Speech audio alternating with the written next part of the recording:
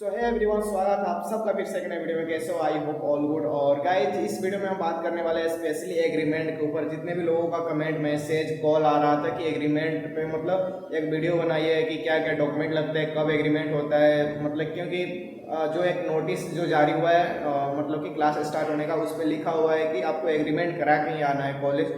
तो बहुत सारे बच्चे को ये है कि हम अभी जैसे डीआरसीसी कराएं तो एग्रीमेंट कराने में कितना टाइम लगेगा।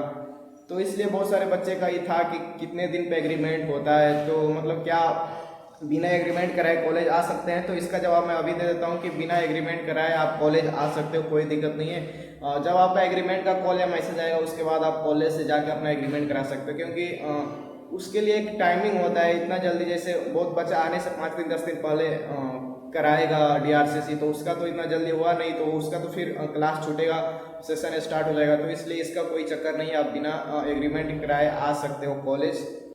तो गाइस, सबसे पहले हम बात कर लेते हैं कि एग्रीमेंट कितने दिन पे होता है। तो देखो, एग्रीमेंट का जो ऑफिशियल टाइम है वो 90 दिन है। आपका मतलब जैसे आप आज डीआरसीसी करा रहे हो, आज रजिस्ट्रेशन करा लो डीआरसीसी में, तो आपका जो एग्रीमेंट होगा वो 90 दिन के अंदर में, मतलब 90 दिन पे हो जाएगा। 90 दिन के पहले भी हो सकता है और बाद में हो सकता है, लेकिन एक्चुअल जो टाइम है वो 90 दिन है।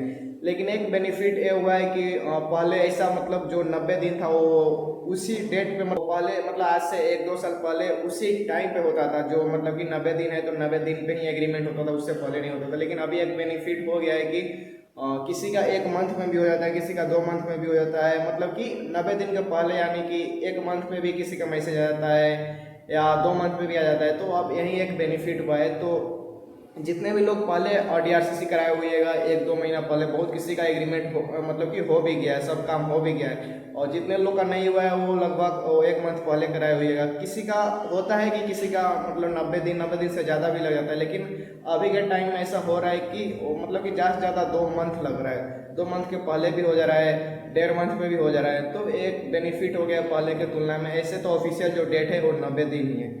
और जैसे डॉक्यूमेंट पे मैंने वीडियो बना चुका है कि क्या क्या मतलब कि डॉक्यूमेंट लगेगा।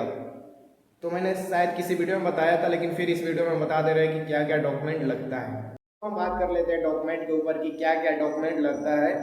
तो बस डॉक्यूमेंट के ऊपर हम मतलब कि एक वीडियो में बता चुके हैं, लेकिन फिर भी इस वीडियो में हम आपको बता देते हैं कि कौन कौन सा डॉक्यूमेंट लगता है। तो देखो, डॉक्यूमेंट जो है, आपको जो भी डॉक्यूमेंट लगना रहता है वो सब आपको रजिस्ट्रेशन टाइम में ही लग जाता है। जो भी डॉक्यूमेंट का वेरिफिकेशन, मतलब कि जितनी भी प्रोसेस होना रहता है वो सब आपको रजिस्ट्रेशन के टाइम रहता है। अब जब आप एग्रीमेंट करने जाते हो तो आपको डॉक्यूमेंट की ज़रूरी नहीं होती है। डॉक्यूमेंट का बस ज़रूरी यही होती है कि आपको मतलब कि जो प्राप्ति रसीद मिलता है डीआरसीसी से जब रजिस्ट्रेशन कराते हो, उसका जरूरी होता है। उसका बस जो रजिस्ट्रेशन नंबर होता है उसका, ऐसे आप अपना फोटो, उसका फोटो रखे रहिएगा या उसका फोटो कॉपी निकलवा के रखे रहिएगा, क्योंकि उस समय काम आता है। और दूसरा जो डॉक्यूमेंट लगता है वो है 100 रुपये का स्टाम्प पेपर। आप कचहरी से, आपका जो भी डिस्ट्रिक्ट है वहाँ के जो कचहरी होगी, मतलब कोर्ट के बगल में बहुत सारे वकील बैठते हैं, वहाँ पे दुकान वगैरह भी होता है, वहाँ पे 100 रुपये वाला स्टाम्प पेपर मिलता है। तो 100 रुपये वाला स्टाम्प पेपर लोगे तो वहाँ पे वकील आपका नाम वगैरह, मतलब कुछ एड्रेस वगैरह लिख देता है।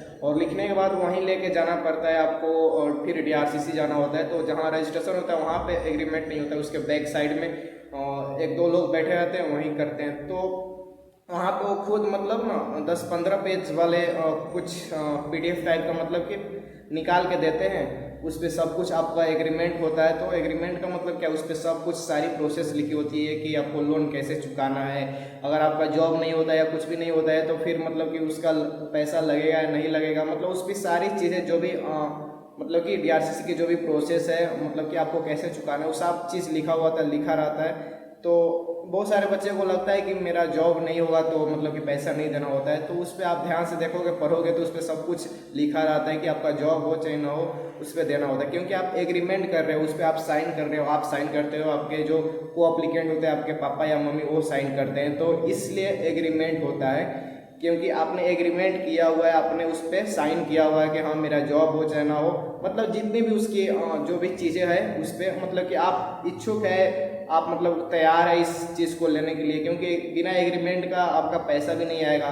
तो आप तैयार है पैसा लेने के लिए, इसलिए आप एग्रीमेंट किए हैं। उसकी जो प्रोसेस है, जो उसकी ब्याज है, मतलब जो इंटरेस्ट है, वो सब आप देने के लिए तैयार है। तो वही सब चीज़ एग्रीमेंट पे लिखा हुआ रहता है। तो आपको लगभग हो सकता है 8-10 जगह आपका सिग्नेचर होगा, आपके पिताजी या माताजी, मतलब जो भी को अप्लीकेंट होंगे उनका सिग्नेचर होता है। तो बस यही सब चीज़ होती है।